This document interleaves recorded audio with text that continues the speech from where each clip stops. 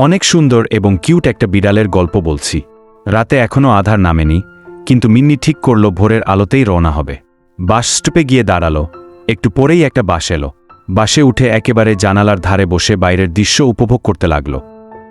বাস চলতে চলতে অবশেষে মিন্নির কাঙ্ক্ষিত গন্তব্যে পৌঁছালো, বড় বাজার।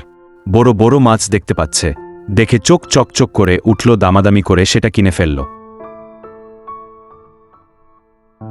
এরপর গেল সবজির দোকানে, টমেটো, বেগুন, ধনেপাতা আর কাঁচামরিচ কিনল। সবকিছু কিনে নিয়ে ব্যাগ ভর্তি মালপত্র নিয়ে আবার দাঁড়ালো রাস্তায়। এবার একটা ট্যাক্সি ডাকল। একটা ট্যাক্সি গাড়িতে সোজা বাড়ি ফিরে এলো। বাড়ি এসে হাতমুখ ধুয়ে আগে মাছটিকে ভালোভাবে পরিষ্কার করল। তারপর একটু আদা রসুন বাটা আর তেলে ফ্রাই করল মাছটা। ধীরে ধীরে ঘরভর্তি এক দারুণ গন্ধ ছড়িয়ে পড়ল।